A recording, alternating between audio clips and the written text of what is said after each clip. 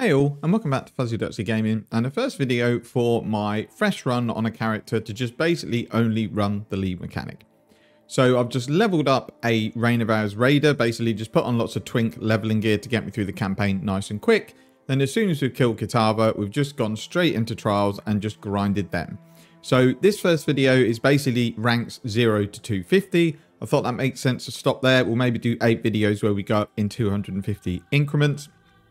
So just I'll talk about how it feels doing it, experiences, loot, and maybe some pitfalls that you come across that I didn't necessarily think about at the beginning. So the first thing to note is you level very slowly in trials. You do level and it's obviously safe because you can't die, but the leveling is super slow. So I have completed around 11 tournaments since I left the campaign and I'm only level 72. You would get 67 to 72 very quickly if you were running maps, but the idea is just to concentrate on the lead mechanic. Second thing to talk about is the build. It's pretty scuffed. I've got a lot of gear that probably I shouldn't have on. It's just stuff I had on when leveling. Haven't really felt like I need to change it. So we've got, like Crimsaurs do absolutely nothing. They were for a unique I was using earlier on, so I wanted the conversion. We've just got an Astromentus just to fix any attribute issues.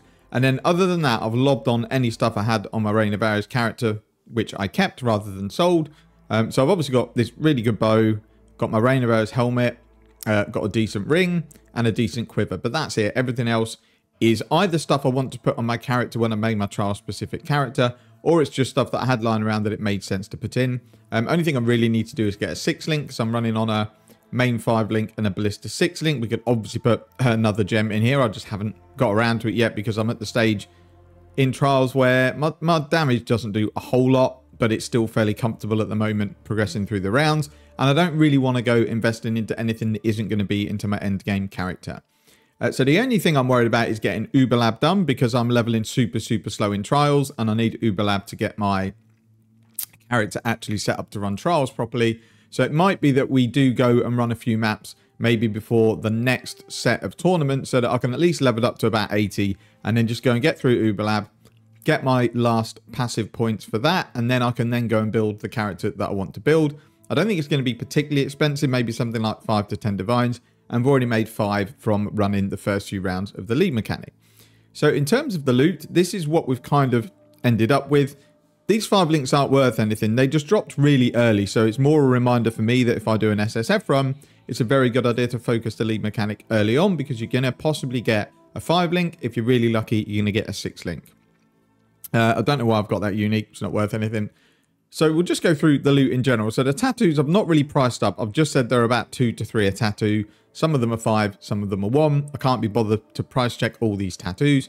There's none that are particularly valuable, so we'll just give them a value of 2 to 3C per tattoo.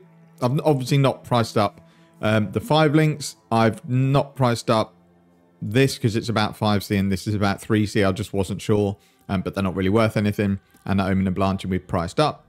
In terms of drops, we had a very well-rolled Rakiata's Dance, which should go for about 3 divines. Had a 2020 chain, which is worth about 25C, but this is something I want in my build, so I'm going to keep that. Had 1 raw divine, 1 sacred orb, lots of chaos, I think 131 chaos, lots of awakened sextant, bubblegum currency, and that's kind of it along with the tattoos. So it's very hard to price check this using tools because a lot of it doesn't actually price. So I've just done it all manually myself. I basically had 590 trials coins in my stash, and that's what I'm kind of going to use as my starting lot of coins. It's very likely we're going to need much more than this to get to 2,000. And I started tracking it at rank 96, which is about after 5 tournaments, mainly because the first lot of rewards are just junk. You're kind of getting through just to get up because the monster level is really low. So for that part, I just use the coins that I found when I'm leveling. So that part doesn't really count towards this project because these are the ones that I did while I was leveling. Because that's another thing I noticed is that your level has nothing to do with the level of the monsters you're fighting. It's all to do with what rank you are in the trials. So I didn't want to get up to like level 80 and then go in and the monster's level 4 and offering me gear that's for item level 6 and like offering a couple of chance orbs. So I decided to do some of the tournaments while I was in the campaign. So getting from 0 to 96, I didn't really track because there was no loot and I just used the silver coins that I found along the way. Then we jumped into our 590 set and we started from there. So really this loot is tracked from sort of rank 100 to 250. Overall, it's about 10 to 12 points per tournament if you win, and it's about 7 to 8 rounds. So I'm not tracking the amount of tournaments I do. I just know that it's 7 or 8 coins for one complete tournament. So we're just going to do the amount of coins we've used divided by 7.5 to get a rough estimate of the number of tournaments. And you kind of gain different ranks depending where you come. I think you can get like 12 to 14 points. Earlier on, you seem to level up a bit higher. Then it seems to be consistently around 12 rankings for a win. And I don't know if losing a round matters towards that ranking. But this is kind of what I've looked at. I had 590 coins in my stash. I've used 76, so we divide that by 7.5. So I'm saying I've done around 11 full tournaments. So total cost of them, I'm just doing 1 chaos per silver coin. I don't know if it's changed since yesterday, but that's roughly what I'm putting down as the cost. And then the total income was 5.6 divines for getting up to level 250. As I say, the character's only level 72. So we'll make a decision as to whether we go and do some maps or whether we carry on with the lead mechanic. I think I will carry on with the lead mechanic until it gets to the point where it's getting very difficult, because either my character can't contribute to the damage and I don't really have any defenses to channel totems. That's when I might go and just level in maps for a few levels and just go and rush through Uber Lab and get that done. So overall per tournament, it's about 0.4 to 0.5 divines profit. But got to bear in mind, I had a raw divine and this Rakeata's Dance is 3 divines. If we took away just this item, that's over half of my currency that I've got. So that would take my income down to 2.6 divines, which obviously then makes it a lot less per tournament. You're looking like 0.2 divines per tournament.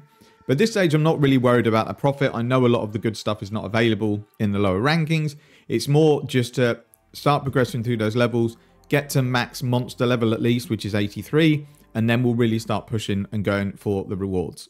So this was really just a quick intro video to go over what I'm planning to do and the fact that we are going to stay with the lead mechanic where possible. Once we have Uber Lab done, we should have enough currency from our trials income to then go and just kit out the character for my plans that I have to hopefully then be able to breeze through the lead mechanic.